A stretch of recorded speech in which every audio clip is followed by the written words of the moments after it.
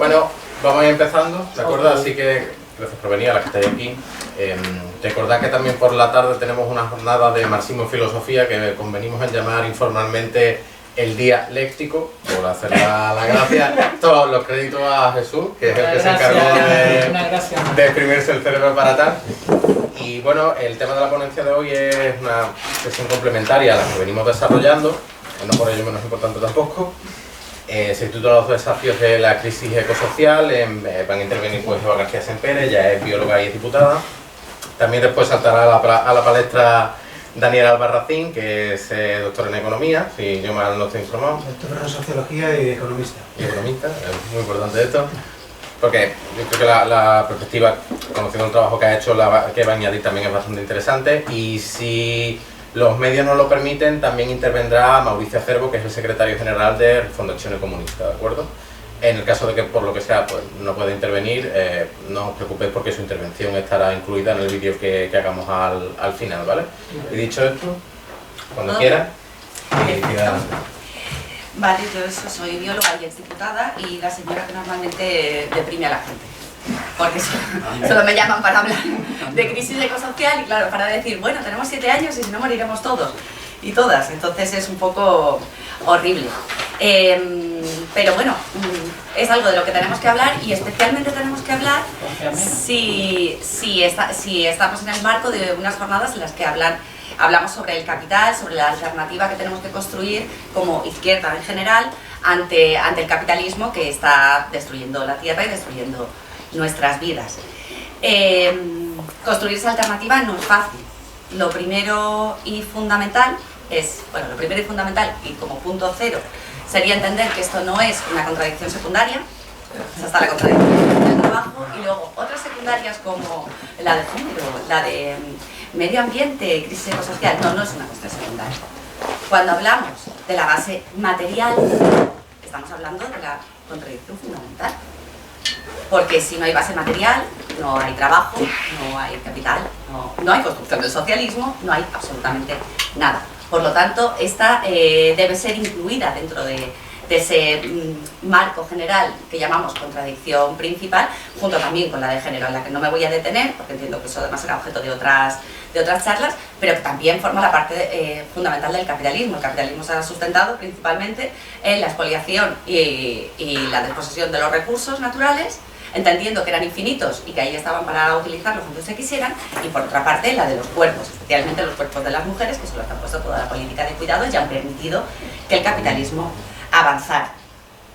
Centrándonos en la parte de la crisis ecosocial, es decir, ¿cómo tenemos la base material ahora mismo para enfrentar un cambio de modelo? Pues la base material está muy malita, y eso así como resumen. ¿Qué nos dice el IPCC, que ha sacado recientemente el último informe, de hecho, para aquellos hacedores de opinión, sean políticos, sean empresas, sean comunidad científica? Pues nos dice que tenemos 7 años, de aquí a 2030, para tomar decisiones drásticas, fuertes, valientes y muy rápidas. ¿Por qué? Porque todo lo que nos decían los informes anteriores, no solo este marco que empezó en 2015, sino todos los anteriores, y que nos hablaban de horizontes 2100, son horizontes que se han acercado a 2030, 2040, 2050, incluso en esta misma década.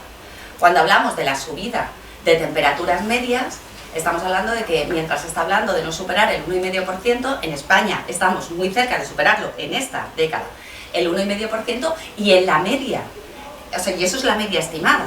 La realidad es que tenemos zonas como en el rango 1,5 y zonas en las que se está planteando un horizonte de aumentar 3 grados por encima de lo previsto, por ejemplo en la zona de Pirineos. O sea, estamos hablando de una situación dramática y que requiere desde luego medidas contundentes.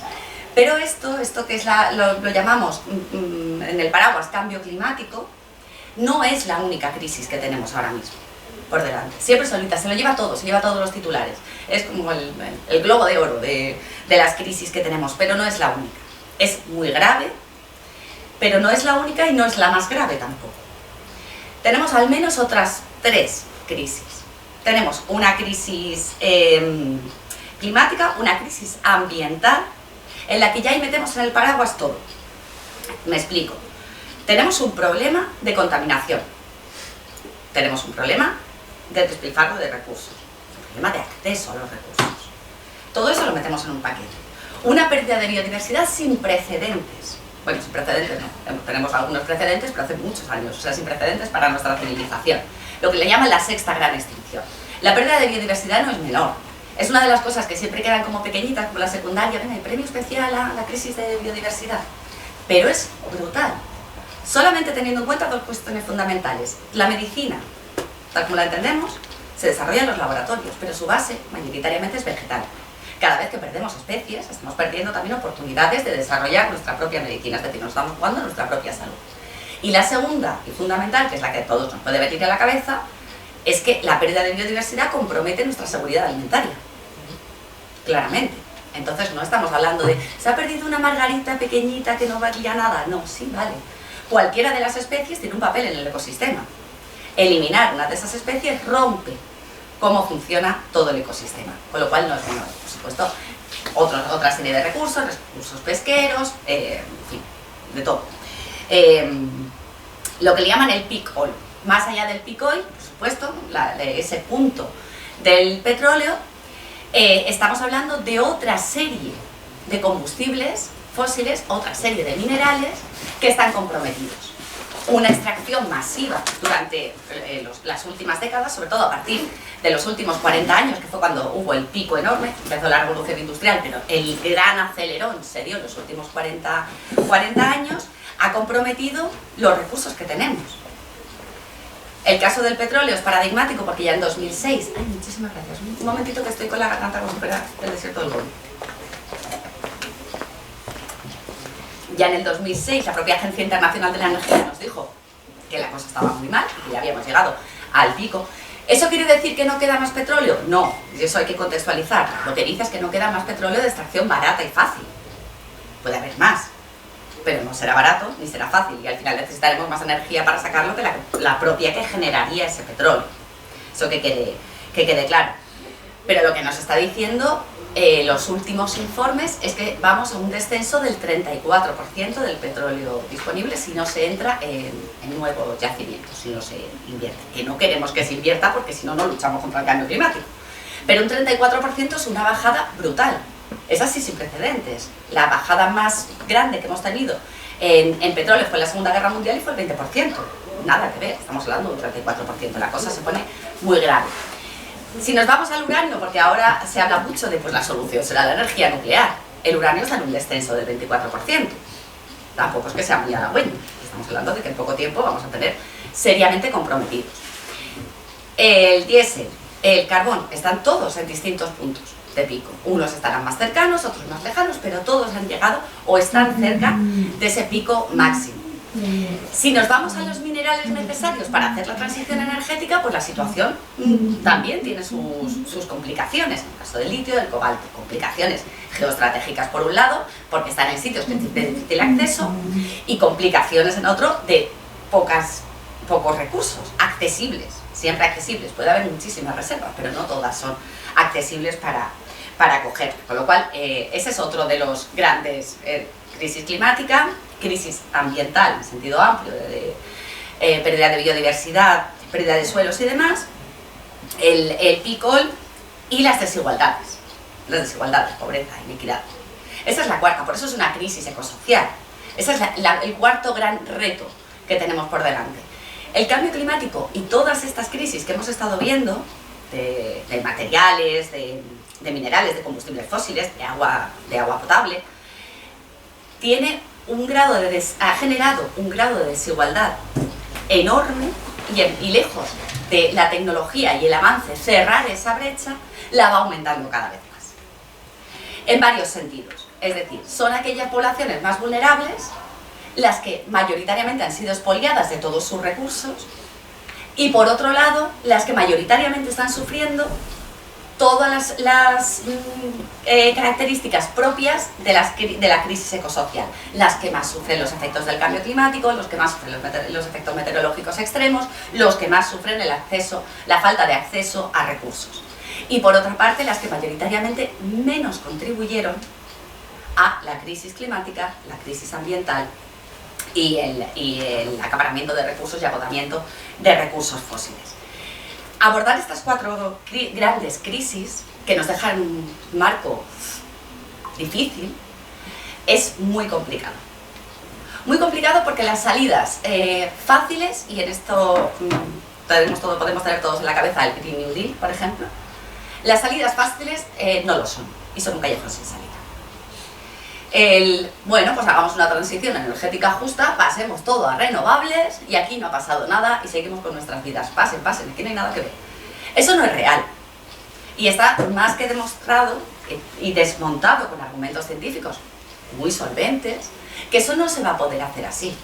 Transición energética de horizonte 100% de renovables es deseable y es factible. Sí, y solo sí descendemos o decrecemos en los consumos. Es una opción, pero no es una opción para mantener el modelo que tenemos ahora mismo. Y la alternativa es mucho peor, es abocarnos al colapso. Y no hablemos de colapso porque la gente se deprime, no hace nada y piensa que virgencita que me quede como estoy. No, esa no es una opción. Aunque de todas formas, y hago un paréntesis, cuando se habla de podemos ir al colapso, es porque hablamos desde aquí, desde Europa. Porque hay poblaciones que viven en el colapso hace mucho tiempo. Estados fallidos, sin acceso a agua potable. Salía el informe el otro día que solo en los 22, 23 años que llevamos de este siglo, más de 1000 conflictos han estado directamente relacionados con el agua, por escasez, por desclimación y demás. Están detrás de grandes guerras que aparentemente tienen otra componente, es una componente política, pero lo que hay detrás, y en el caso, por ejemplo, de Israel-Palestina, puede ser uno de los casos paradigmáticos, el robo de agua. Bueno, como decía, ¿cómo hacemos entonces para enfrentar esto? El primer punto, que creo que es el fundamental, y ahora diré por qué, es la asunción y el situar claramente que los límites planetarios, los límites que tenemos del planeta, son nuestro marco. Es el marco con el que tenemos que trabajar. Situar los límites planetarios como el marco no es una cuestión baladí, y probablemente sea lo que más contradicciones genere, y nos vamos al corazón de la contradicción principal. ¿Por qué? Porque lamentablemente, y eso es fruto de su tiempo, no quiero hacer una crítica concreta, ¿vale? Pero es fruto de su tiempo. Pero lamentablemente la izquierda, y los ejemplos más paradigmáticos como puede ser la Unión Soviética, o exceptuamos Cuba, pero cosa que contaré después, ¿no? Pero los modelos comunistas, los modelos revolucionarios, tienen el pecado original, el mismo pecado original que el capitalismo, que es basarse en energía abundante, barata y accesible. Y eso ha sido así, ha sido una realidad. Para otras cosas, que tenían una vocación mejor y una vocación social y hablaban de redistribución de riqueza, sí, pero la realidad es que sobrepasaban los límites del planeta de la misma manera que lo puede sobrepasar el capitalismo. Por lo tanto, ahora mismo, si tenemos que plantear y poner en pie una propuesta desde la izquierda, una alternativa ecosocialista, tiene necesariamente que tener en cuenta esos límites planetarios. ¿Cómo los tenemos ahora mismo? Sobrepasados en su mayor parte. Exceptuando el caso esperanzador y optimista que nos gusta muchísimo de la capa de ozono, que se ha reducido, y que es esperanzador y es optimista porque dice que cuando se ponen las medidas, cuando hay acuerdos políticos y se cumplen, es posible revertir la situación, con lo cual en los demás también tendría que ser posible, pero la realidad que tenemos es que los ciclos de nitrógeno y de fósforo están sobrepasados, en los usos de la tierra estamos sobrepasados, en cambio climático estamos sobrepasados, en pérdida de biodiversidad estamos sobrepasados. Es decir, bueno, en el agua potable no, pero lo tenemos ahí. En contaminación también estamos sobrepasados. Es decir, tenemos que volver a situarnos dentro de esos límites del planeta. Eso lo dijeron ya en 2009 Rockström y su equipo, derivado de muchos anteriores que ya habían hablado. Quiero decir ya otra salvedad, un punto a pie de página. Esto no se inventa ahora. Hablar de decrecimiento y de volver a los límites planetarios. Esto lleva mucho tiempo. El año pasado se cumplieron los 50 años del informe del matrimonio Meadows, de los límites del crecimiento, en los que ya decían la cosa está bastante mal y no podemos seguir creciendo. Conforme se hacían las revisiones ya hablábamos de que no se puede seguir creciendo, no, es que se tiene que decrecer. ¿Decrecer cómo? Y eso es lo que tendremos que ver. Pues en base a este modelo de límites planetarios, Kay Raworth hizo su famoso modelo Donut, teoría Donut, que es, vale, tenemos unos techos ecológicos que no podemos sobrepasar o que tendremos que devolver al límite adecuado, pero también tenemos unos suelos sociales. Es decir, esto no se trata de crecer por las bravas, eso es lo que está haciendo el capitalismo ahora mismo. Cada vez que empobrece a una comunidad, cada vez que empobrece a una clase social. Nosotros lo que decimos es con unos suelos sociales que permitan que tengamos lo mínimo para vivir bien y confortablemente. Que eso también está por definir. Es decir, ese es el gran reto también. Y lo dejo ahí. Si tenemos el pecado original de que se ha basado nuestro modelo en el acceso a la energía abundante y barata, tenemos otro pecado original también, que tenemos que purgar, tenemos que redefinir. Es qué es vivir bien, qué es el progreso. Porque tenemos asociados, igual que el resto de común de los mortales, que el progreso es tener más cosas. Y el progreso es el consumo. El progreso está claro, porque mi planeta nos lo dice, que por ahí no vamos, que el consumo no es el progreso. Lo que tenemos es que tener lo que nos permita vivir bien, un acceso a energía suficiente, un acceso a agua suficiente, un acceso a transporte que nos permita movernos, pero todo esto tendrá unos límites. La alternativa no es la nada, de decir, pues esto no me gusta y nosotros vamos a seguir creciendo. Entendamos que si seguimos creciendo es saltándonos el sacrosanto mandamiento del internacionalismo. Es que si seguimos creciendo es a costa de otros territorios, de otros cuerpos y de otras zonas. Es decir, no existe el plan B de y todos nos desarrollamos a la vez igual de bien. No. Y esto valdría, por ejemplo, si luego lo vemos con el vehículo eléctrico. Una vez que tenemos definido este sistema, o sea, este modelo, estos límites del crecimiento y este suelo social, toca redefinir todo el sistema.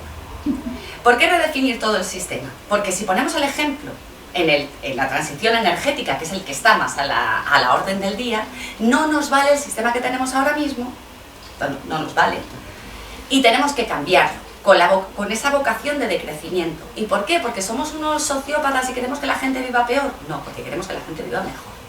El modelo actual de despliegue de renovables es insostenible, profundamente injusto con los territorios y profundamente injusto con las personas, con las comunidades a las que desplaza para poder hacer todo el desarrollo.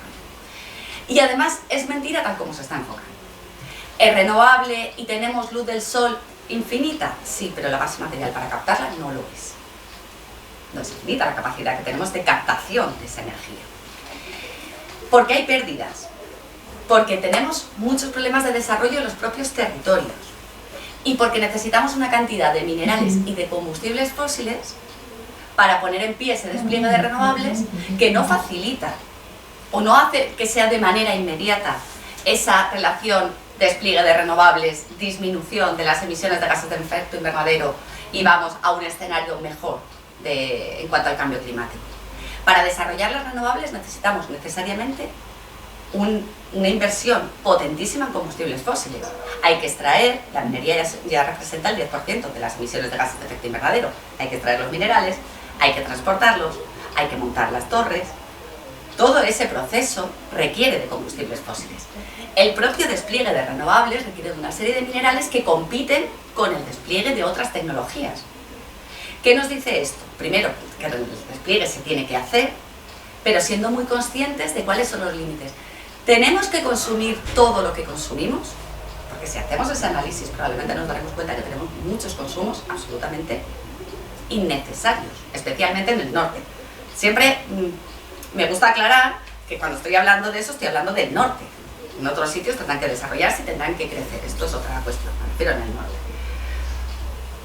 Y si van a competir, ¿a quién priorizamos? Porque si esos minerales hacen falta para otras cuestiones médicas, por ejemplo, tendremos que priorizar. ¿Cómo lo hacemos? Despleguemos, sí, pero reduciendo consumos. Reducir consumos, ¿qué representa? Analizar todos los sectores que tienen que ver. Tenemos que hacer una planificación industrial mucho más cuidadosa y basada en los recursos y en lo que necesitamos, especialmente en lo que necesitamos. La primera pregunta tiene que ser, ¿qué necesitamos? Antes de saber qué base vamos a instalar de generación de energía. ¿Qué consumos necesitamos para tener esa buena vida? Y para que esa buena vida sea exportable. Porque cuando nos dicen, bueno, es que no se pueden mantener los coches diésel, vamos a pasar al vehículo eléctrico, lo que no están diciendo es que el vehículo eléctrico no va a llegar. No existe la alternativa de que cada persona tenga su vehículo eléctrico. No es posible. Materialmente, en este planeta, no es posible.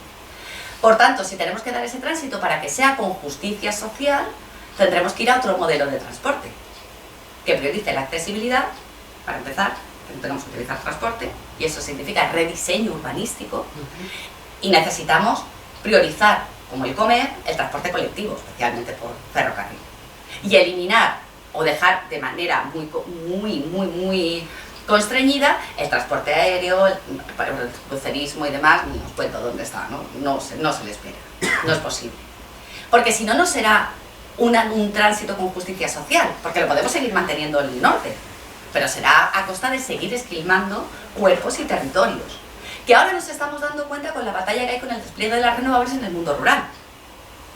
La gente no quiere ese despliegue, no quiere el despliegue de minería, que también está planteado, por todos los impactos que tiene en agua corriente, o sea, en agua potable, los impactos en el territorio, los impactos para la agricultura, pero claro, no vale.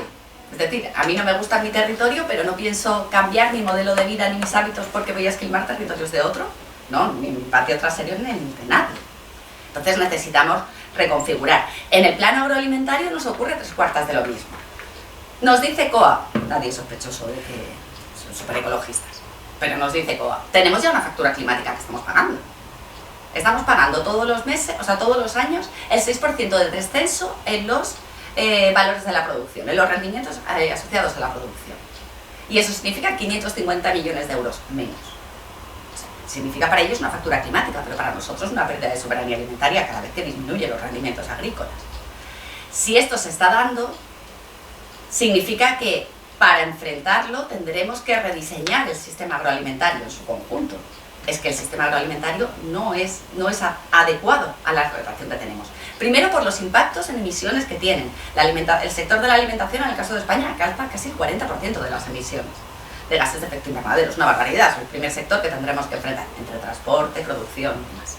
Pero lo tenemos que enfrentar. Y por otro, cambiarlo para adaptarlo a la situación, no solo para que minimice las emisiones que tiene, sino adaptarnos a la situación que tenemos real ahora mismo, de cambio en las condiciones climatológicas que hacen inasumible que sigamos siendo pioneros, en el caso de Málaga, del cultivo de aguacate, cuando estamos en colapso hídrico y no hay agua, por poner un ejemplo claro. Y como eso con todos los sectores que tenemos por delante, el industrial, el transporte, todo. Tercer elemento. Una vez que hemos rediseñado y decimos cómo vamos a redefinir el sistema, qué tenemos, qué recursos tenemos, el tercer elemento, que siempre se olvida, la adaptación.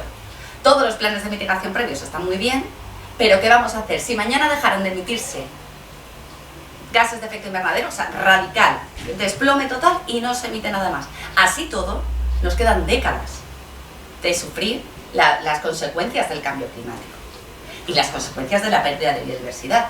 Y seguimos teniendo un problema de declive de combustibles fósiles. Y tenemos un problema de declive de minerales. Todo eso seguiría. Con lo cual, adaptarnos a la nueva situación es clave. Y cuando digo adaptarnos a la nueva situación, ojo, con una perspectiva de clase muy gorda. Y cosas que siempre nos han parecido una estupidez de hippies, devienen fundamentales en las nuevas condiciones. Reclamar más zonas verdes y acabar con el efecto isla de calor no es una cosa de hippies que le gusta mirar por la ventana y ver árboles. Es fundamental para disminuir la temperatura media de las ciudades y garantizar que la gente no se cuece. Y como eso, todas las medidas que necesitamos. Hay un declive de combustibles fósiles, necesitamos más zonas peatonales y mayor accesibilidad con transporte público, porque no va a haber para abastecer vehículos privados. Necesitamos rehabilitar las viviendas mucho antes que implantar nuevos parques eólicos o nuevos parques solares, porque lo que tenemos es que disminuir los consumos, que la gente esté más fresca con menos energía. Y volvemos aquí a las zonas verdes. Porque tenemos un momento de pérdida de biodiversidad, necesitamos que las ciudades se conviertan también en focos calientes de biodiversidad, dejando que haya zonas en las que prospere lo que ya siempre se ha llamado malas hierbas, pero que son fundamentales para los polinizadores. Los polinizadores, que sí, que mucha risa, la abeja maya, pero que son fundamentales para que comamos todos los meses. O sea, fundamentales. Todo esto, incluido también con una perspectiva muy clara, obrerista, claramente, para evitar que se nos mueran, y así es lamentable así decirlo, se nos mueran los trabajadores en verano. porque a partir de ahora las olas de calor cada vez van a ser mayores. Tenemos una emergencia de nuevos riesgos laborales. El cambio climático nos trae nuevas plagas que no llegaban hasta España porque no subían a latitudes tan frías, pero van a llegar. Los trabajadores del rural, por ejemplo, están expuestos a nuevos vectores a los que no estaban expuestos antes. Estos son nuevos riesgos laborales y habrá que analizarlos. Y no voy a entrar mucho ahí porque mi compañero sí va a ver la parte más laboral, pero esto es algo que tenemos que incorporar. Y tiene que ser incorporarlo... Uy, me estoy terminando. Incorporarlo ya... voy a saltar los 3 últimos puntos, los voy a meter como muy juntos. Bueno, o sea, puedo seguir torturando gente, perfecto. Una vez que tenemos este nuevo paradigma, ¿no? este modelo de resiliencia, esta adaptación a la situación, incluidos los nuevos riesgos laborales, que me parece fundamental, tenemos el cuarto punto. Un cuarto punto que he llamado gobernanza, pues por llamarlo de alguna manera, pero que incluye muchas cosas. Participación, batalla cultural y una nueva filosofía y una nueva ética. Y esto que suena también a hippie es fundamental. Es decir, si sabemos que esto es lo que tenemos que hacer, porque nuestros límites nos lo dicen, porque tenemos una vocación de que sea con transición justa y que se tenga que redistribuir y que le permita a todo el mundo llegar, y sabemos que tenemos que tocar todo, es decir, tenemos que tocar urbanismo, tenemos que tocar relaciones laborales, un modelo de transporte, todo, ¿esto cómo lo vamos a hacer? Porque más allá, y a mí esa parte me preocupa mucho, en la izquierda somos muy dados a decir, pues que empiecen pagando las empresas grandes y que se eliminen todos los jets privados. Eso está muy bien, pero eso no va a cambiar la situación en la que estamos. O sea, que se eliminen, bien, claramente a favor. Pero no es lo único. Una política fiscal fuerte hará que las empresas se redistribuyan la riqueza. Pero adoptar toda esta serie de medidas va a cambiar necesariamente los hábitos de consumo, va a cambiar nuestro día a día. Y eso no es nada fácil. Había una frase por ahí de un gastrónomo que decía que era más fácil que alguien cambie de religión que de forma de desayunar. Y es cierto, todo aquello que hacemos muchas veces al día, movernos para ir al trabajo, la alimentación básica, eso genera unas resistencias enormes. Si por ejemplo decimos que tenemos que tocar el modelo productivo y hay que consumir menos carne porque el planeta no sostiene el consumo de carne que tenemos ahora, pues ya sabéis lo que pasa. Fotos ahí, chuletones. Eso es una realidad, se generan resistencias, muy fuertes además. Ganar la batalla cultural ahora mismo es el elemento clave. Lo demás lo tenemos definido. Bueno, más o menos definido, bastante definido. Pero, ¿cómo trasladamos esto? ¿Cómo decimos que el futuro no es una distopía? Y que el futuro va a ser horrible y que arderemos en las llamas del infierno porque no hemos sido capaces de contener la crisis climática sin que la gente se eche para atrás y diga, a mí no me toques nada, para lo que me queda en el convento no pienso cambiar ni un ápice en mis hábitos. Sí, y además hacerlo sin volcar la responsabilidad del ciudadano último, que además dice, pero si llevo toda mi vida puteado, si no llego a fin de mes, si cobro un salario mínimo interprofesional, que me estás hablando de crecimiento, yo ya he decrecido. ¿Cómo hacer todo eso? Es probablemente la batalla cultural, civilizatoria más importante a la que nos hemos enfrentado a la izquierda. No tengo dudas. Porque es cambiar todo el modelo. Y para ganar eso necesitamos relatos en positivo, recuperar las utopías. Hasta los 70 teníamos grandes utópicos, sobre todo mujeres. Ursula K. Le Guin era capaz de diseñar un futuro que era mejor que lo que tenemos ahora mismo. Y ahora solo vemos distopías. Ahora todo es, vamos a acabar con el cuento de la criada, vamos a acabar las series de televisión, todo un agorero. Tenemos que empezar a diseñar futuros apetecibles, futuros donde vayamos a vivir mejor decreciendo. Y eso formará parte de la batalla cultural, pero para eso también necesitamos una nueva filosofía. Y me da mucha pena, y esta tarde no me puedo quedar, vuelvo antes a Málaga, porque hay que rediseñarlo. Filosóficamente hemos estado muy centrados en el hombre y la mujer, dejando las relaciones con otros seres vivos aparcadas. Y no solo somos nosotros. No podemos vivir sin las bacterias que nos colonizan todo el cuerpo, sin los hongos, sin otra serie de seres a los cuales ni siquiera vemos. Pues las bacterias no las vemos, pero ahí están, y si no fuera por ellas habríamos muerto. Y forman con nosotros un todo. Entender que somos interdependientes y sobre todo ecodependientes, eso tiene que traslucirse de alguna manera, filosóficamente. Ese cambio de paradigma, ese cambio cultural, es lo que permitirá dar un sustento ético a lo que hacemos. La izquierda también tiene un sustento ético, lo ha tenido siempre. El internacionalismo, la vocación de que no estamos solos, de que lo que nos ocurre aquí afecta en otros sitios y al revés, tiene que trascender la frontera humana y entender que los territorios y quienes los habitan también nos afecta de esa manera. Y el elemento participativo, evidentemente. ¿Por qué?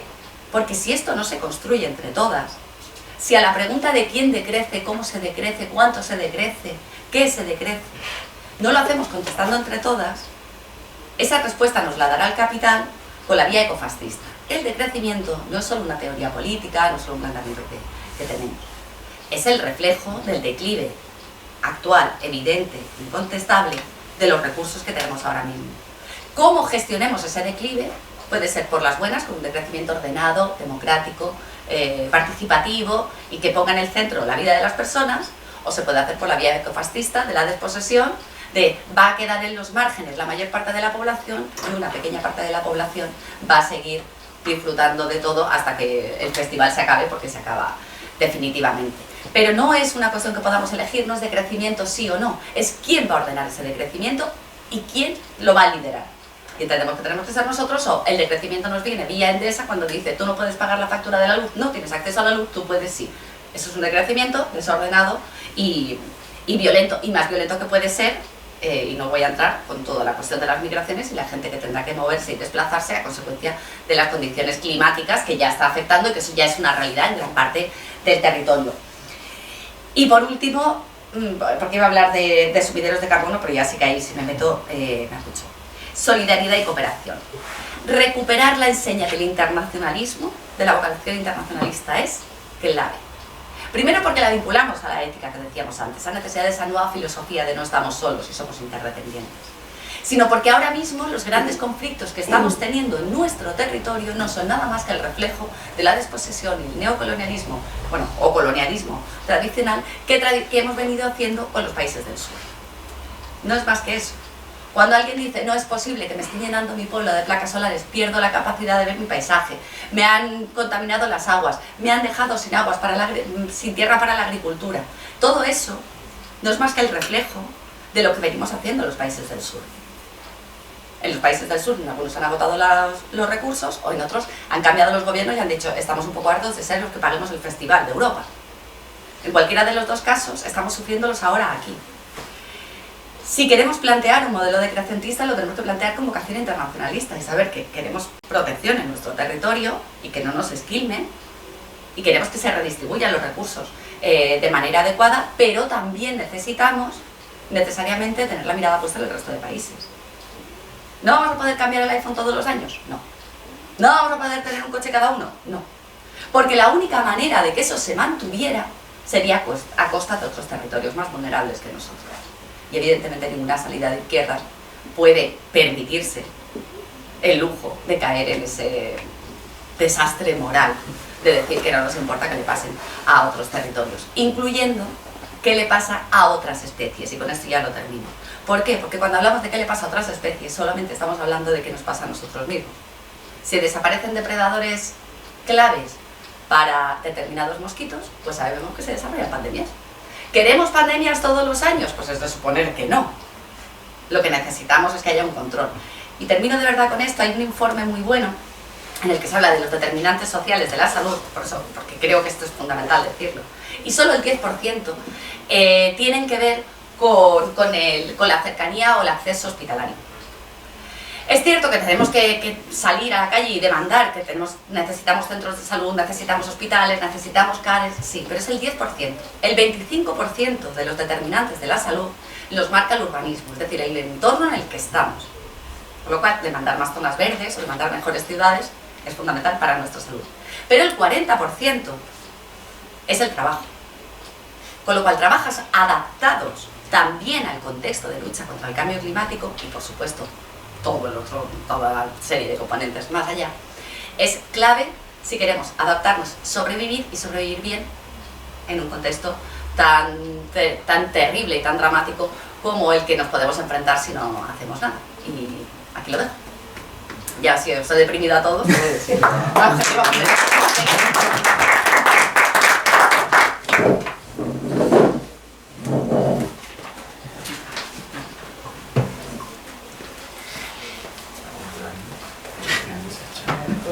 Bueno,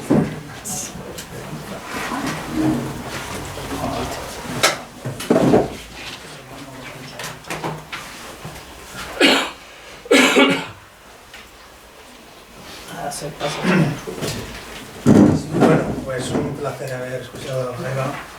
Y además, el punto de partida es que yo comparto básicamente la aproximación que se ha presentado. Y bueno, también voy a tratar de hacer un poquito alguna serie de aportaciones a partir de esta primera presentación, ¿no?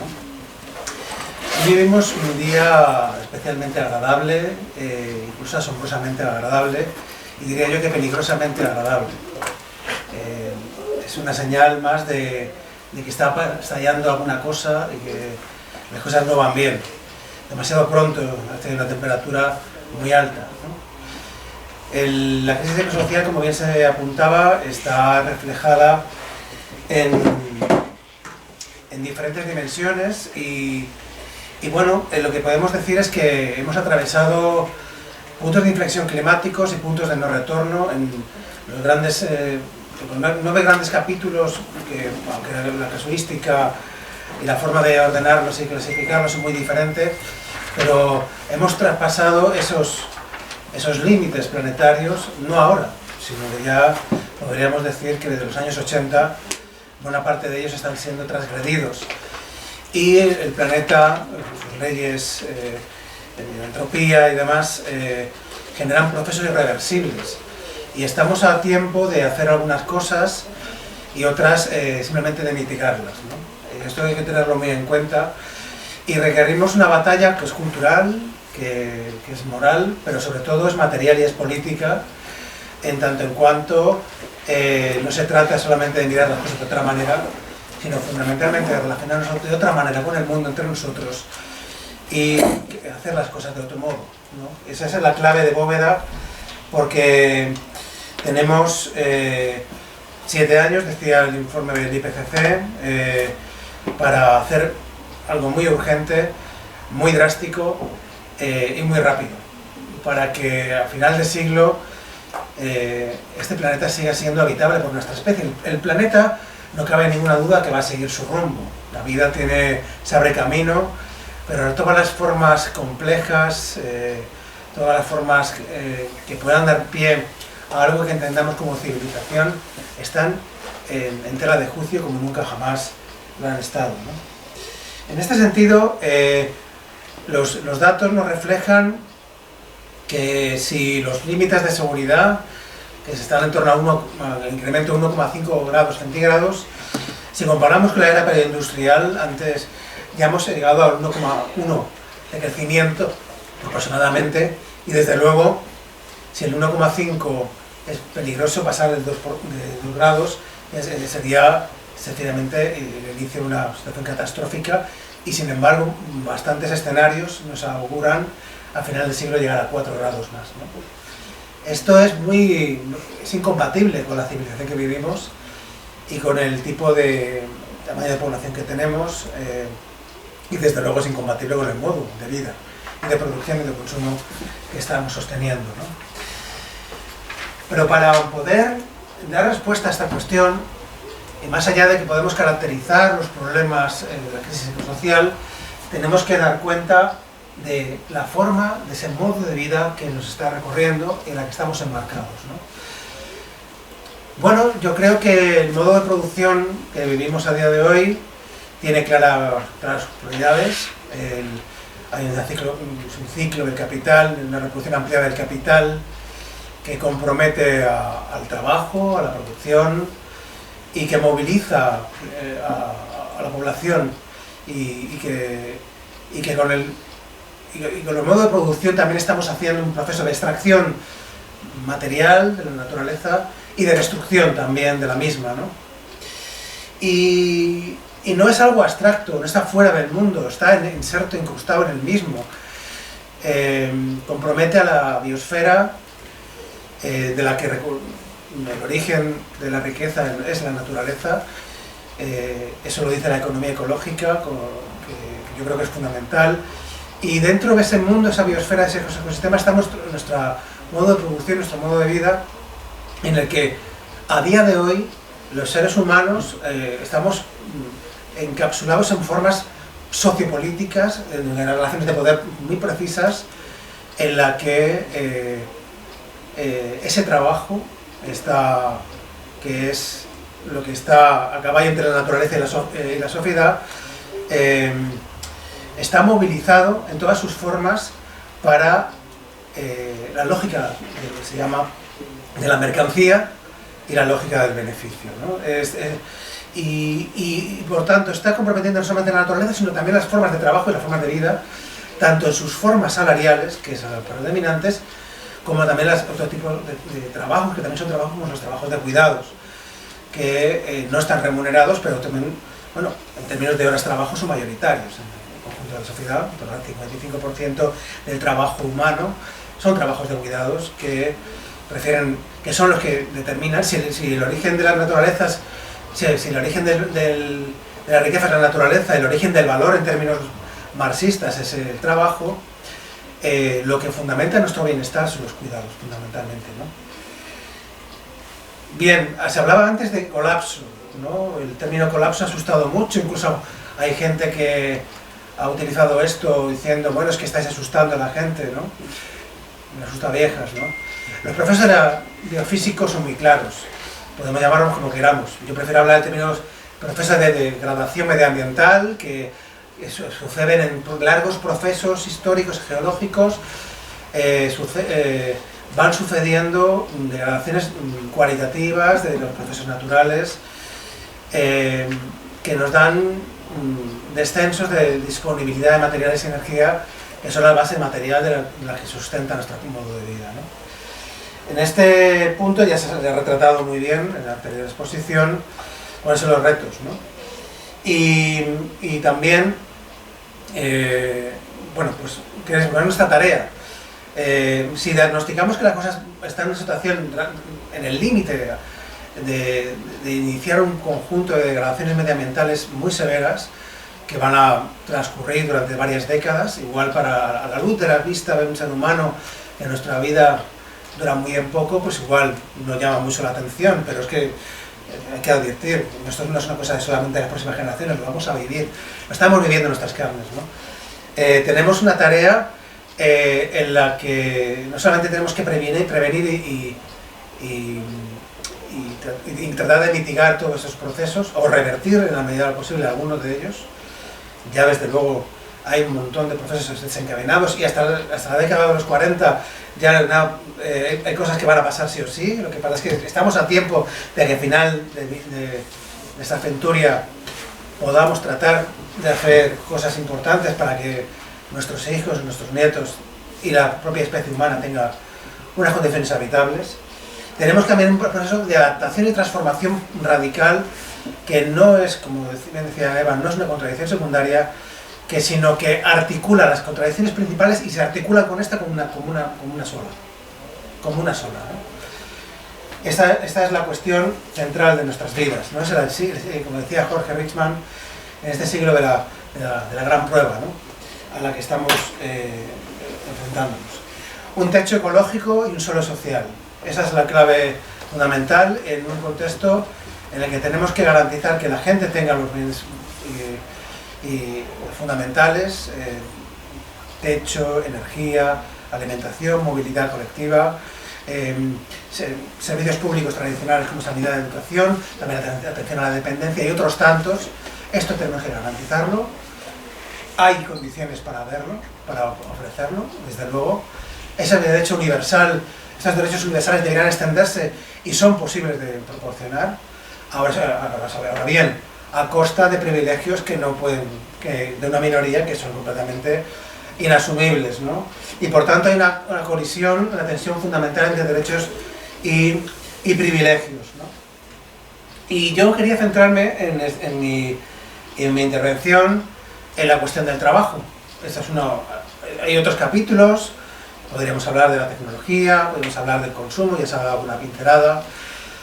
El trabajo, como digo, a mí forma parte de la piedra angular de esa relación, de ese metabolismo sociedad-naturaleza, ¿no? Está en el epicentro que articula nuestra relación con la naturaleza y con nuestro modo de vida y con nuestras relaciones sociales. Y el trabajo no es solamente una actividad abstracta, está encapsulado históricamente de manera social, ¿no? De una manera profundamente política. Porque la forma de trabajo, la forma social del trabajo no es cualquiera. No tenemos, ahora no predomina el esclavismo ni el feudalismo, tenemos una forma predominante que es el trabajo asalariado, que es una forma de chantaje para las mayorías sociales. El 80% de la población o vive de un trabajo de manera directa o indirecta. Hay otras formas de trabajo también asociadas a formas dependientes, a los falsos autónomos y otras, trabajo irregular, muy extendido en los países del sur. Pero digamos que esas formas dependientes, subordinadas, que se basan en la dominación y la explotación, son mayoritarias. Y están sometidas a la lógica de la mercancía y a esa lógica del capital. No va a ser posible modificar la lógica del capital sin cuestionar este tipo de relación social. Y no es posible introducir en la agenda, apelar al cambio de modelo productivo, al cambio de modelo energético, sin cambiar esta ecuación. La cuestión del trabajo, su forma social, es imprescindible. Y por tanto, no solamente no hay una diferencia o no son cuestiones aisladas, la cuestión de la crisis ecológica y la crisis de la cuestión social, es decir, del trabajo asalariado, son y los conflictos además se van a presentar de la misma manera, al mismo tiempo. Se ha dicho algunas cuestiones como la salud laboral y otras tantas que tienen que ver con nuestra forma de vida, pero es que el trabajo tiene que modificarse por razones políticas, de emancipación, también y por razones de carácter ecosocial, sin duda alguna.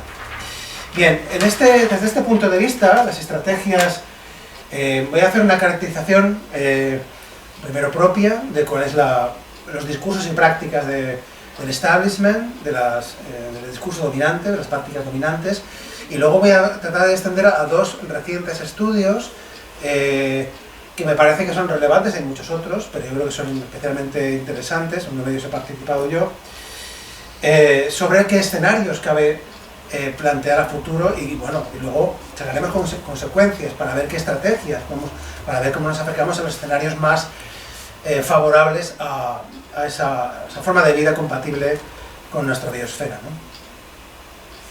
¿no? El establishment está planteando tres líneas estratégicas.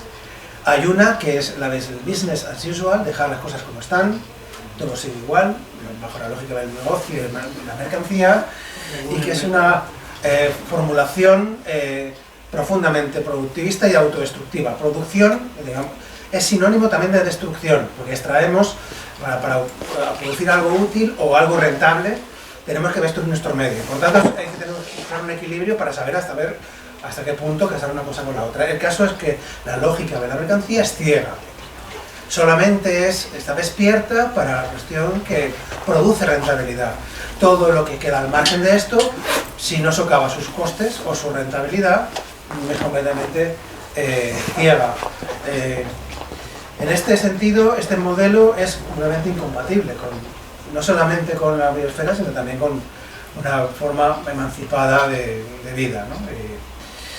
Esta fórmula está viéndose sustituida por estrategias de adaptación denominadas de capitalismo verde, que confían en soluciones de mercado, soluciones de introducción de ecotasas o derechos de propiedad basadas en las teorías de la economía ambiental, Kigu y Coase y otros autores semejantes, y vas a introducir en este cóctel algunas soluciones de carácter tecnológico, como es la tecnología de captura de carbono y otras fórmulas de almacenamiento de carbono, en este sentido, o en tratar de introducir de manera gradual y dosificada energías renovables o medios o vehículos como el coche eléctrico en función de lo que es la rentabilidad vaya marcando. Porque efectivamente va a haber un modelo, es que el modelo verde dice, es compatible, vamos, cuando no sea rentable las energías fósiles vamos a introducir las renovables, vamos a agregar una cosa a la otra, pero eso no respeta, desde ya, hay que decirlo, los plazos del planeta, los plazos de los ecosistemas en este sentido. Hay una tercera que podríamos hablar, aquí esto es un totum revolutum porque el Green New Deal es otra gran solución, que el problema está en que las caracterizaciones de ese modelo son múltiples, ¿no? La más benigna es una que plantea un cambio de la política monetaria, que plantea el trabajo garantizado como una solución compatible con todo esto, incluso fórmulas que ya se están viendo en los fondos Next Generation, donde se articula la cooperación público-privada para introducir elementos en este sentido. O financiar grandes infraestructuras renovables que, en fin, como ya bien se han señalado, tienen también una dependencia altísima de las materias primas fundamentales, materias raras, energías fósiles, porque son las grandes infraestructuras de aerogeneradores y paneles solares están dopadas y necesitan de energías fósiles y por tanto hay que ver hasta qué punto. Los estudios dicen que consumen mucho de esto y podría suceder en algunos escenarios, incluso favorables al desarrollo de infraestructuras renovables, que todo el margen de maniobra que tenemos de poder seguir emitiendo gases de efecto invernadero nos lo comamos y hacemos una apuesta unilateral en este sentido. Bueno, estas son las tres grandes formulaciones del establishment y que yo creo que tienen, especialmente las dos primeras, son incompatibles y la tercera hay serias dudas de su viabilidad a la hora de respetar los modelos, o sea, la habitabilidad del planeta para una civilización avanzada. Bien, hay algunos estudios que sí que han planteado esta lógica de que, bueno, ¿qué podríamos hacer aquí? Estudios que iban desde el 2019 hasta el 30, proyecciones, de qué podemos hacer con los sectores económicos, con el trabajo, para hacer una transición. A veces a la gente no le gusta el término reconversión, pero en el fondo es reconvertir, haciendo crecer unas actividades para otras reducirlas, y ver qué pasa, ¿no? ¿Qué pasaría con el trabajo para... Bueno, en el mundo sindical hay gente más o menos consciente de la cuestión ecosocial, pero hay una buena parte que considera todavía una tensión el que si respetamos los límites medioambientales, eso puede tener problemas con el empleo, ¿no? Hay gente que lo vive así. Yo creo que estamos exigidos, estamos instados a tener que conciliar los dos ámbitos, porque si no, no tenemos ni siquiera un escenario para poder vivir, ¿no? Desde este punto de vista, concebimos tres grandes escenarios, uno del business as usual, otro de Green New Deal, en este caso caracterizado como la introducción de este Green New Deal de alta tecnología, infraestructuras renovables, desarrollo de infraestructuras renovables e industriales, TICs, el mecanismo de eficiencia energética, incluso también alguna medida agroecológica o políticas encaminadas a la descarbonización rápida, con una política keynesiana de Estado social fuerte, sería el segundo modelo, y tendríamos un tercero, que sería el modelo de decrecimiento, ¿no? El modelo que sería una reducción drástica en el consumo de energía y materiales, con criterios de justicia social y con un grado de tecnologización mucho más bajo, por lo menos una tecnología que no sea intensiva en el consumo de estas materias primas industriales y las energías fósiles, ¿no? Y acompañada de modelos alternativos de trabajo que no sean salariales necesariamente, puede ser introducen otro tipo de elementos desmercantilizados. Bueno, pues estos escenarios, evidentemente anticipo, el business as usual es completamente incompatible, los datos son completamente contundentes. Cabría hablar de los otros dos, ¿no? El Green New Deal o el modelo de crecimiento, y en esos términos. Como digo, el Green New Deal hay muchas concepciones, por lo cual hay que ver cómo caracterizamos en este caso cada uno de ellos, pero visto desde ese punto de vista, lo que los resultados nos dan es que para el 2030, si hubiésemos aplicado esas medidas desde el año 2020, una década, tendríamos una reducción severa de algunos sectores en los dos escenarios, especialmente construcción y transporte, en eso coinciden, más intensa en el modelo de crecimiento. También habría un incremento de la reforestación, las políticas de reforestación, porque tienen capacidad de absorción de CO2 en el suelo y otros beneficios, y también un desarrollo de los cuidados desde este punto de vista. Eso sí, hay algunas diferencias entre ambos sectores, porque, por ejemplo, el modelo decrecentista es más intransigente y considera que hay que reducir también el sector de finanzas, el de turismo también, especialmente el turismo de masas, pero otros que suponen grandes desplazamientos tampoco son compatibles, e incluso las TICs, las tecnologías, todo el desarrollo de la economía digital, son conscientes del alto consumo energético. Ya lo estamos viendo recientemente, que la inteligencia artificial tiene unos consumos energéticos especialmente importantes, ¿no? Y que, en fin, la tecnología habrá que utilizarla, pero tenemos que ser conscientes de que los materiales que emplea, que la energía que consume, no permite una generalización ni la robotización ni la informática, aunque habrá que utilizarla, pero que utilizarla de manera mucho más selectiva, ¿no? Desde luego, el escenario de crecimiento, la apuesta por la silvicultura será mucho más fuerte, incluso para todo lo que es un sector primario regenerativo en este sentido. ¿Qué pasaría si esto sucede, ¿no?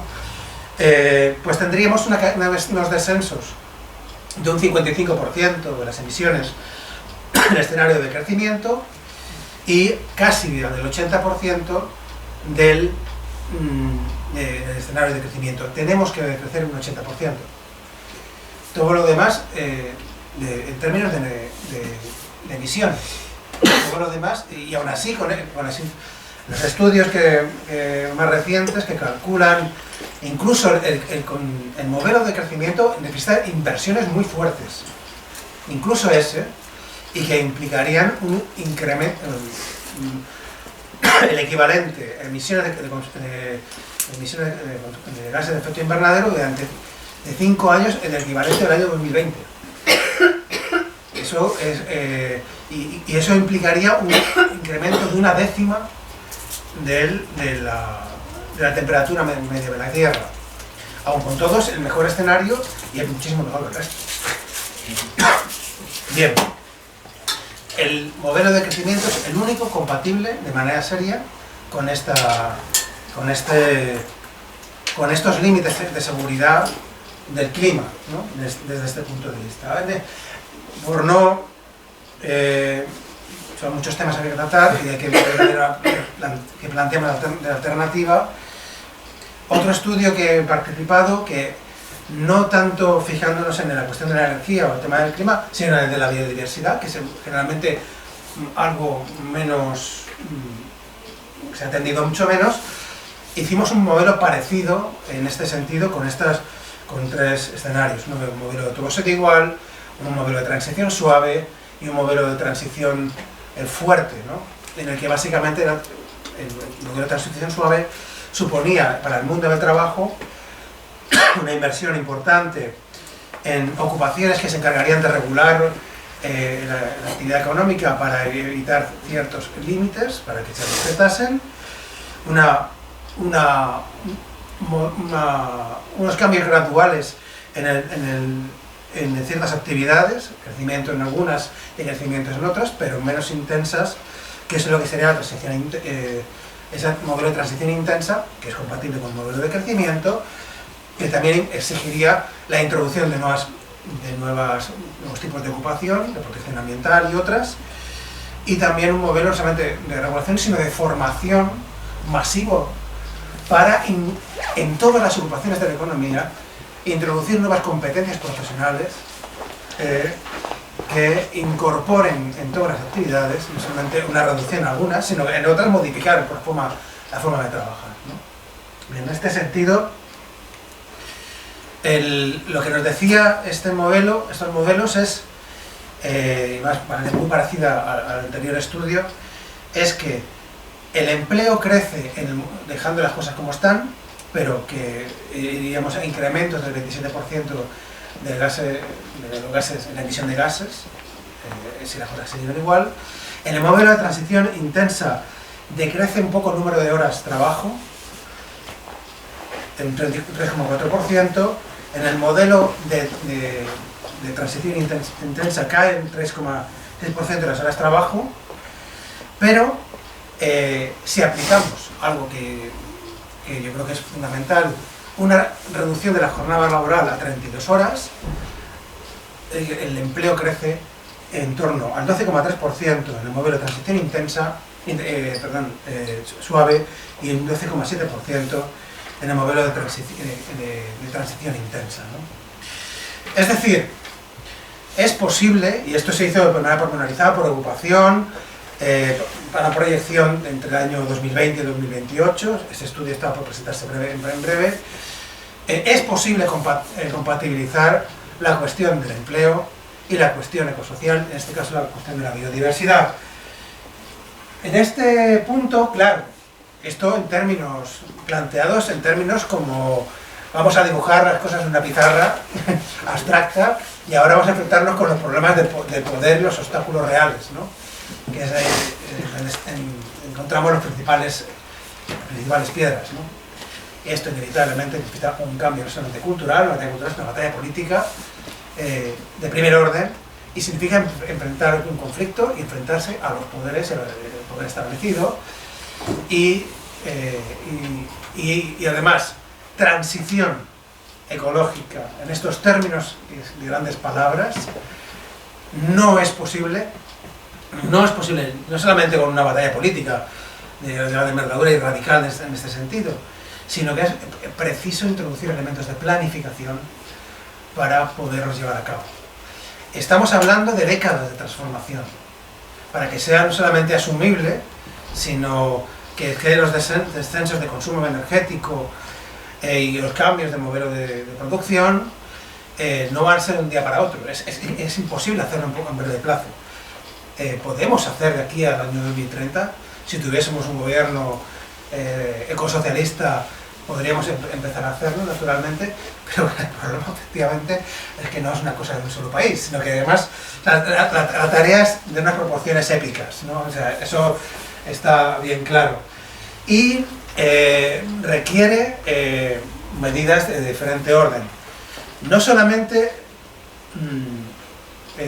no basta con medidas de reforma keynesiana o una cambio de modelo de inversión en pública sin más, o una cambio de la política monetaria. No, tenemos que ir al núcleo del sistema y supone introducir elementos, pues, pueden ser muy clásicos, pero que creo que cada vez tienen más legitimidad y cobra más sentido común, porque ¿acaso vamos a poder planificar la transición energética sin, desde lo público, tener todo el sistema energético de manera planificada, de manera con un sentido ordenado y introduciendo todas las variables que eso entraña? Necesitamos una planificación de la energía y lo que está clarísimo es que el mercado es incapaz, con sus criterios de rentabilidad, ni siquiera regulando sus precios, dar respuesta a esta problemática, ¿no? Y cuando lo hace de manera gradual, siguiendo otros criterios. ¿Necesitamos introducir infraestructuras renovables? Sí, pero cuidado, hasta cierto punto, no en cualquier sitio, no de cualquier manera. Tenemos que introducir muchos paneles solares en todos los tejados. Habrá que poner también, porque si no, no tendremos suficiente energía, en muchos espacios rurales, pero no en cualquier sitio. Hay que respetar la producción alimentaria, respetar la biodiversidad en los paisajes y hay que respetar a la población. Y por tanto tenemos que hacer consultas democráticas que veamos dónde vamos a poner esto, porque eso tiene unos impactos especialmente notables. Y además aparecería que, en fin, esto no tiene impacto en el consumo de energías fósiles, lo tiene y mucho. Por tanto necesitamos otro tipo de técnicas y prácticas que introduzcan fórmulas de captura de esa energía solar, del viento, del movimiento de las mareas y otras tantas, sin grandes infraestructuras. Introducimos los movimientos tradicionales y otras fórmulas que a escala doméstica o comunitaria también complementen estas cuestiones, ¿no? Porque no podemos, Antonio Turiel calcula que podríamos tener un modo de vida bueno con un 20 o un 30% de la energía de hoy. Eso es posible, pero que nadie piense que va muy lejos en nuestros transportes, que podemos ir muy rápido. De cualquier manera tenemos que hacerlo todo al ritmo que la naturaleza nos lo permita. ¿Eso es compatible con un modo de vida bueno? Sí, y es muy saludable, mucho más que con estas prisas que seguimos nuestra vida, ¿no? Y además es necesario plantear de manera ordenada una descentralización de estas energías que además tiene que cada una adecuarse a cada espacio en este sentido. ¿Es una incompatibilidad el tema de las grandes infraestructuras con el cambio, el crecimiento basado en tecnologías ligeras y hipocarbónicas? Bueno, yo al principio, hace unos años, pensaba que primero había que hacer una transición y luego la otra. Luego los números nos han dicho que hay que acelerar la segunda transición porque no hay para grandes infraestructuras y además hay que decir, no es necesario utilizar el 100% de la energía que tenemos hoy. Hay un modo, Richman lo dice, el modo de vida de los años 30 del siglo pasado era completamente compatible con la biosfera y eso es compatible con el 30% de energía que disponemos hoy y Antonio Turiel ha demostrado que técnicamente es posible. Eso sí, insisto, la batalla cultural, la política, el poder es la madre del cordero. No voy a entrar ahora, pero si queréis entramos luego en el debate, si esto es posible con medidas como la renta básica o trabajo garantizado. Yo diría que es una discusión abierta. Yo no voy a hablar de eso, si queréis el debate sí, pero voy a decir en positivo qué es lo que haría yo. Muy rápidamente porque se nos va de las manos los tiempos y es muy importante que podamos discutir e intercambiar, ¿no? Bien. Yo creo que la clave es desmercantilizar el trabajo y desalarizarlo. Eso es lo que tenemos en el norte, ¿no?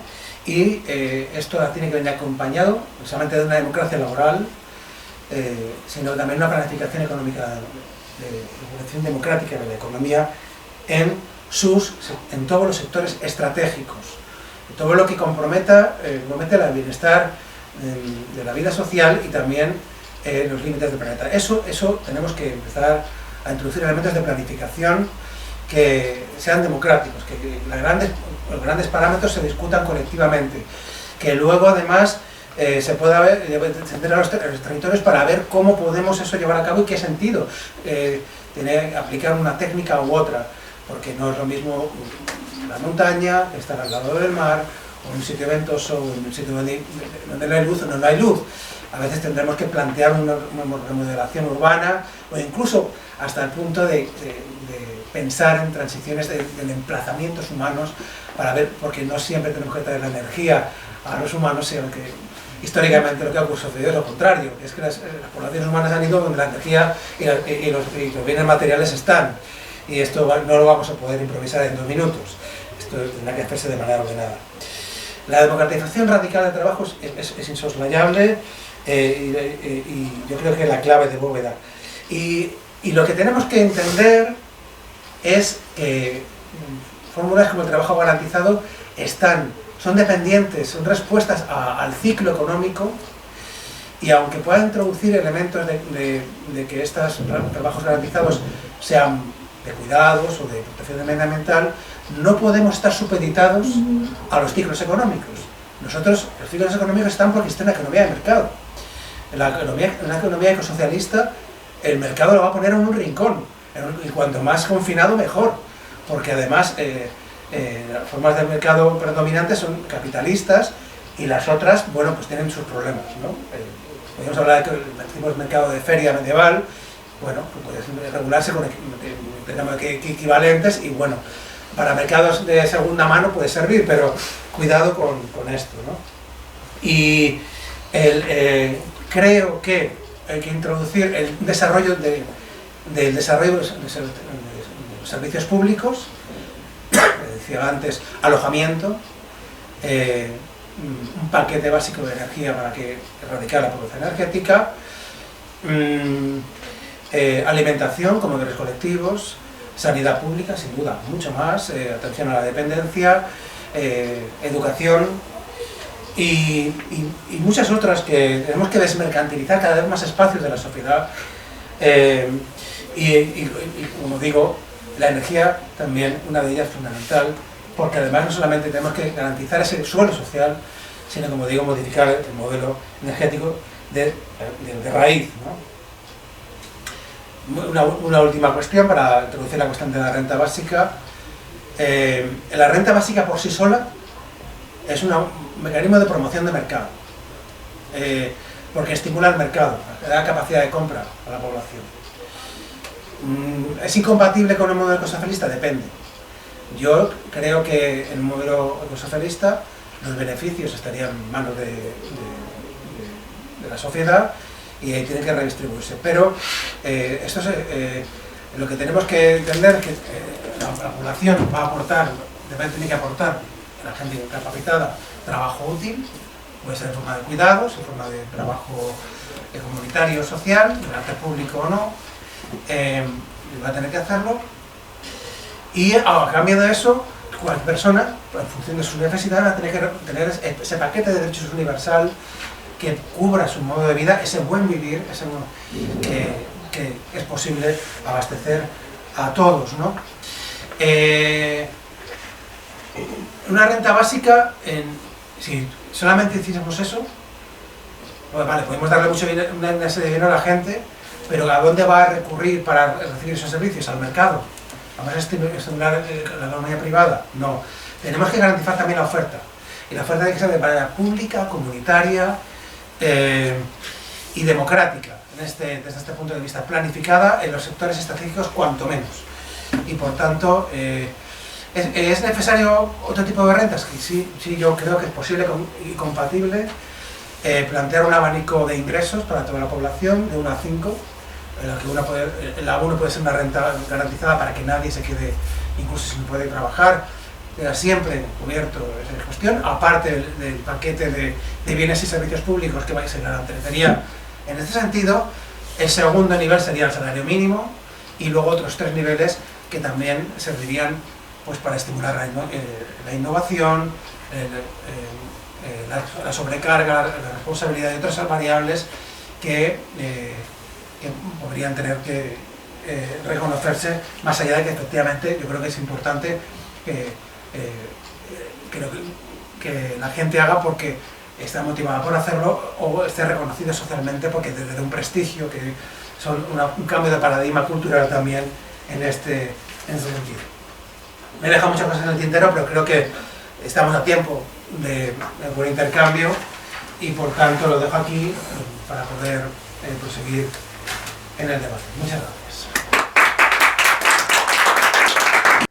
Grazie compagni e compagni per l'invito a discutere delle sfide della crisi globale, che sarà sempre più al centro dello scontro politico e del dibattito pubblico, anche se c'è la tendenza a rimuoverne le dimensioni drammatiche. Credo che conveniamo sul fatto che la crisi ecologica nei suoi molteplici aspetti, tra cui le emissioni climalteranti, l'acidificazione degli oceani, l'estensione di specie, la riduzione della biodiversità, la disponibilità La diminuzione della disponibilità di acqua dolce, la degradazione del suolo, la contaminazione da plastiche, la perdita di foreste, l'inquinamento chimico, questa crisi ecologica non può essere affrontata dentro la logica capitalistica, che pone al primo posto una folle ragione economica che costituisce una minaccia permanente per l'ambiente.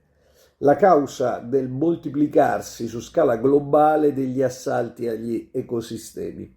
L'emergenza ambientale causata da un sistema di accumulazione del capitale basato sullo sfruttamento del lavoro e della natura, che non riconosce limiti alla propria autoespansione.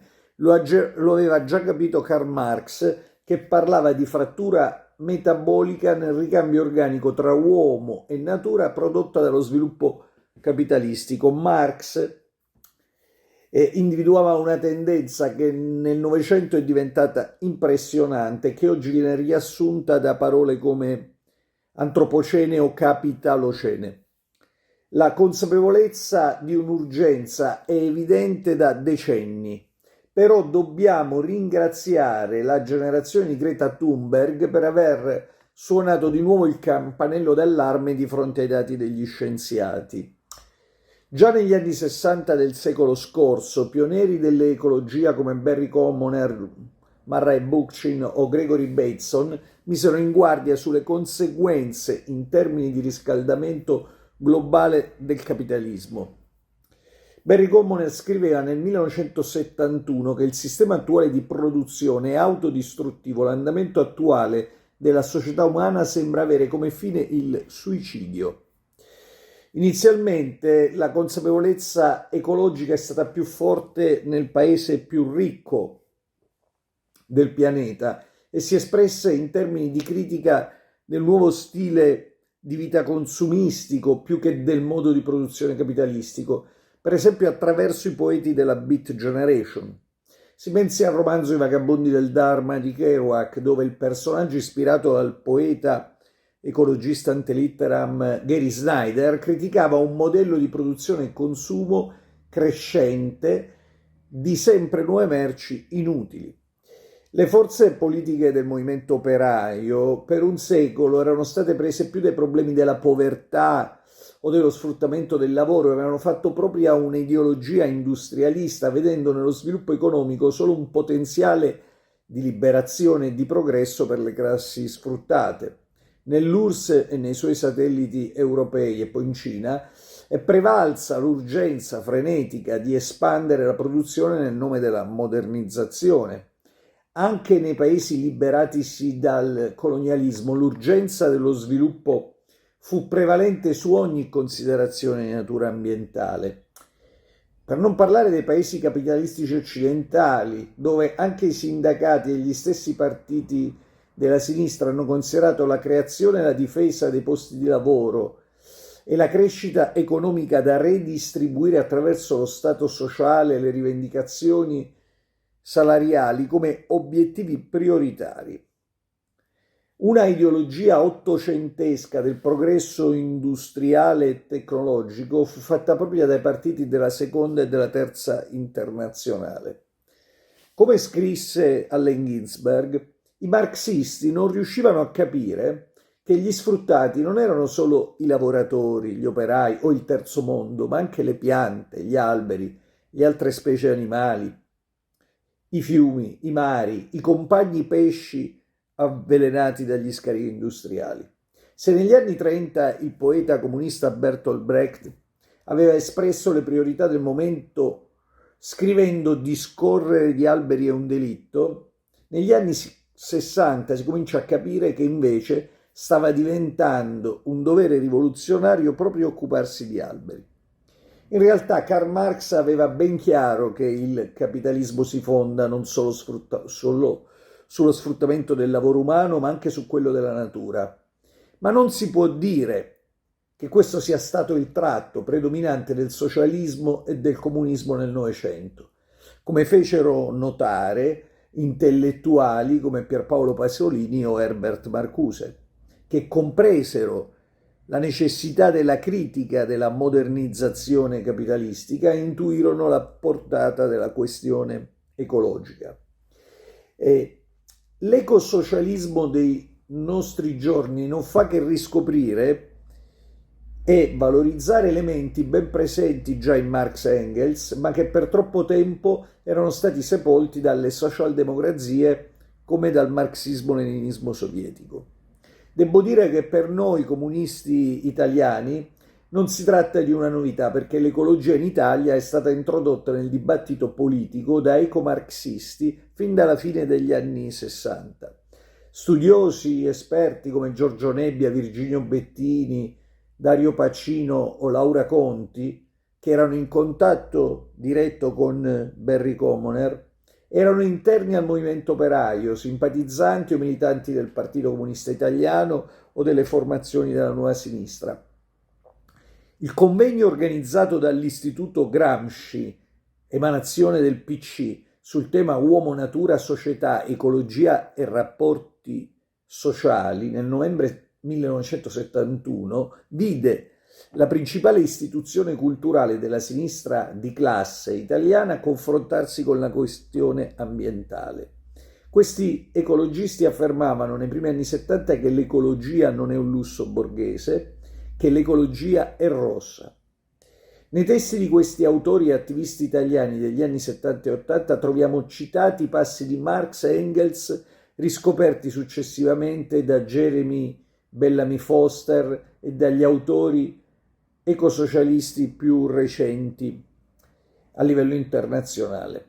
L'ecologia nel nostro paese nasce dentro le lotte sociali e operaie, contro le nocività, dentro e fuori le fabbriche, nella critica della speculazione edilizia nelle città e della cementificazione del territorio, con la critica della neutralità della scienza e dell'uso capitalistico della tecnologia.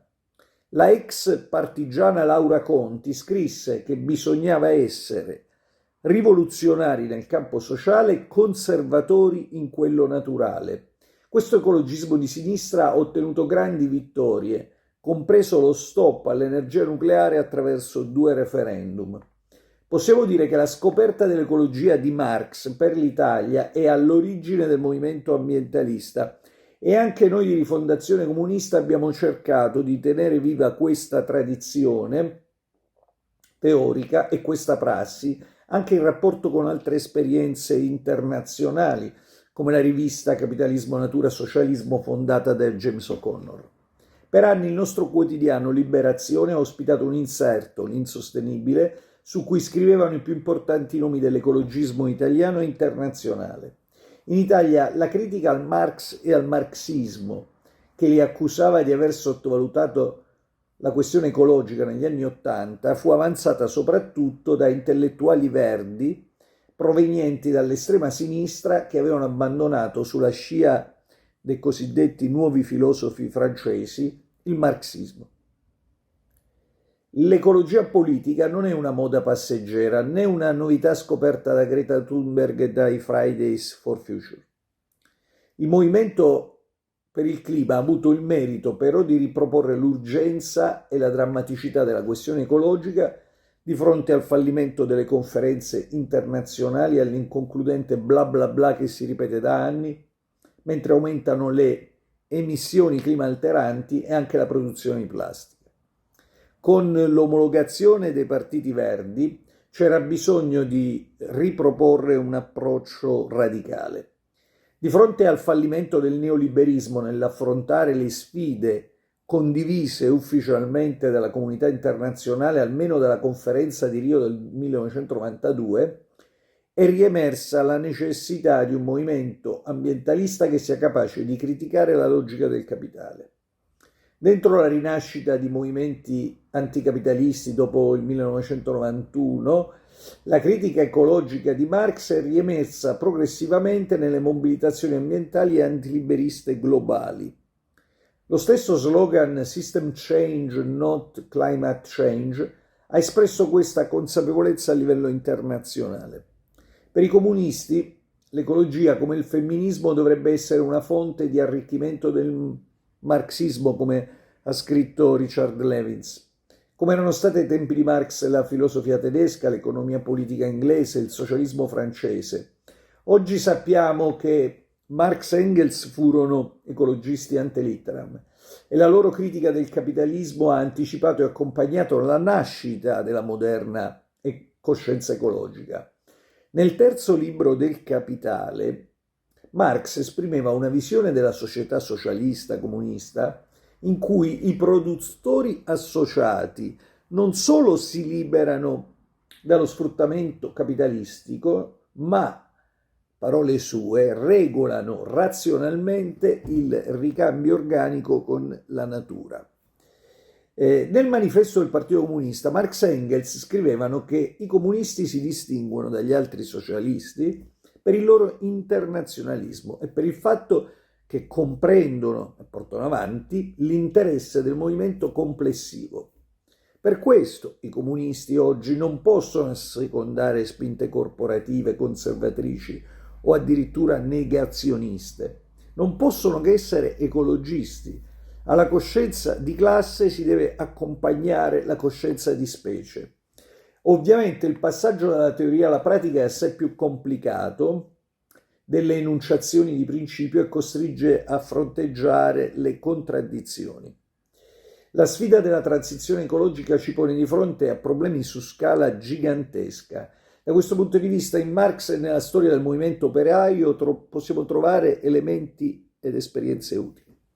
Innanzitutto evitare che anche dal punto di vista ecologico si riproponga una visione che penalizza il sud globale. L'imperialismo caratterizza l'antropocene. I nostri problemi planetari non possono realisticamente essere affrontati senza affrontare il sistema mondiale imperialista. Il sud globale ha subito un processo di imperialismo ecologico in base al quale l'estrazione di risorse ha spesso devastato i paesi poveri. Se lo sviluppo industriale del nord del pianeta è stato alimentato dallo sfruttamento coloniale, oggi bisogna tener conto che i paesi maggiormente colpiti dal riscaldamento globale non sono quelli industrializzati del nord del pianeta, che ne sono maggiormente invece responsabili. Il cambiamento climatico accresce le disparità globali già esistenti. Gli effetti assolutamente catastrofici dei cambiamenti climatici stanno emergendo per primi nel sud del mondo. Questo rende particolarmente odioso il comportamento dei governi dei paesi ricchi nelle conferenze sul clima. Se le destre cavalcano la paura dei migranti, è il dovere internazionalista quello di far crescere la consapevolezza di questi processi. Abbiamo bisogno poi di fronteggiare la strumentalizzazione della classe lavoratrice da parte di settori del capitale che hanno interesse a contrastare le misure ecologiche. L'altro giorno in Polonia i minatori hanno fatto il funerale della società che si occupa della produzione di carbone, che cadrebbe vittima degli obiettivi europei di riduzione delle emissioni. Trump negli Stati Uniti cavalca da anni il negazionismo climatico, che definisce una bufala. Bolsonaro ha sostenuto apertamente gli interessi di chi intende sfruttare l'Amazzonia. In Italia un ministro ha definito la transizione ecologica un bagno di sangue e il governo Meloni contrasta gli obiettivi europei perché dannosi per la nostra industria. La riduzione delle emissioni climalteranti pone su grande scala questioni già poste nei decenni scorsi dalle lotte per ottenere misure contro le produzioni, le emissioni, gli scarichi tossici e nocivi. Per evitare che la destra e i settori di capitale che contrastano una transizione ecologica costruiscano una base di massa, bisogna evitare che i costi siano pagati dalle classi popolari. Dovranno essere i ricchi a pagare i costi della crisi climatica, da loro prodotta, e quindi sostenere economicamente il peso della transizione. Per usare l'espressione degli ecosocialisti statunitensi nel libro Planet to Win, c'è bisogno di un Green New Deal radicale, con un programma di garanzia occupazionale e di riduzione dell'orario di lavoro. C'è bisogno di sostituire il lavoro nei settori da riconvertire con lavoro che soddisfi i bisogni sociali e necessità ambientali. La svolta ecologica non deve implicare un peggioramento delle condizioni di vita delle masse popolari. Una politica climatica per il 99%. In un contesto di emergenza climatica e di crisi ecosociale, la garanzia di un reddito per chi perde il lavoro è uno strumento indispensabile per la necessaria transizione. Ci devono essere alternative concrete al lavoro retribuito. In primo luogo torna a essere decisivo il ruolo del pubblico non solo nella regolazione del mercato e delle imprese, ma anche come programmazione, pianificazione e intervento diretto dello Stato nell'economia e nella creazione di posti di lavoro. Occorre evitare di ripercorrere la strada delle teorie del crollo del capitalismo, in questo caso della fine del mondo, che producono rassegnazione o atteggiamenti di attesa. È vero che la crisi ecosociale è una manifestazione della crescita cumulativa del potenziale di catastrofe del capitalismo, caratteristica intrinseca di un modo di produzione che pone al primo posto l'accumulazione di capitale e non i bisogni sociali. Però la storia dei movimenti operai insegna che si possono ottenere vittorie e realizzare cambiamenti sostanziali senza attendere l'ora X della rottura rivoluzionaria. Non possiamo aspettare il superamento del capitalismo per affrontare l'emergenza ambientale e i problemi della classe lavoratrice. Non possiamo attendere un cambiamento globale, ma dobbiamo praticare un attacco costante, rigorosamente programmato, con obiettivi precisi su cui mobilitare le opinioni pubbliche e premere sui governi. La rivoluzione, più che un evento raro, almeno quasi sempre, è un processo storico. Una politica ambientalista anticapitalista deve avere un punto di vista autonomo dal capitale, perché il capitalismo produce disastri e al tempo stesso ha trasformato anche l'ambiente in un big business. A volte si tratta solo di greenwashing. Il rischio concreto è che si affermi la stessa logica della mercificazione della salute, in cui gli affari di Big Pharma o delle strutture private vengono prima della prevenzione delle cause delle malattie. Dalle COP all'Unione Europea la transizione ecologica è pensata come occasione di stimolo dell'economia e degli investimenti. La storia insegna che il capitale e i governi non intraprendono azioni che vadano nella direzione dei bisogni collettivi senza una lotta che imponga obiettivi, regole e restrizioni. Bisogna evitare che l'agenda per affrontare la crisi ecologica la scrivano quelli che l'hanno creata al fine di trovare nuove occasioni di profitto o che settori del capitale impediscano di affrontarla per difendere interessi consolidati. Le difficoltà nella fuoriuscita dalla dipendenza dalle fonti fossili lo dimostrano. Chi parla di un neoleninismo ecologico a volte sostiene meramente che c'è bisogno di forme di lotta più dure delle proteste di piazza, come se si potesse riconvertire un'economia fondata sulle fossili col sabotaggio. Si tratta di una posizione più che altro anarchica. La radicalità è effettiva quando si ha la capacità di costringere il capitale e i governi a scelte che altrimenti non farebbero. La crisi ecosociale sta imponendo negli ultimi anni un cambiamento nell'orientamento delle culture e dei movimenti che sono state dominate dopo il 1989 da approcci antistatalisti, anarchici e postmoderni incentrati sull'attivismo locale e sulla piccola scala. Spesso si sono prodotte esperienze molto significative, innovative, ma ormai cresce la consapevolezza che lo strapotere della classe miliardaria e le logiche del capitalismo globale richiedono per essere fronteggiate una qualche forma di socialismo. Solo un'economia globale pianificata democraticamente costituisce un'alternativa alla spirale di guerra e devastazione ambientale del capitalismo. Se la ricerca senza limiti del profitto tende a travolgere tutte le considerazioni di ordine sociale e ambientale, solo attraverso la lotta e il potere di stati o di istituzioni sovranazionali si possono difendere le classi lavoratrici e gli ecosistemi.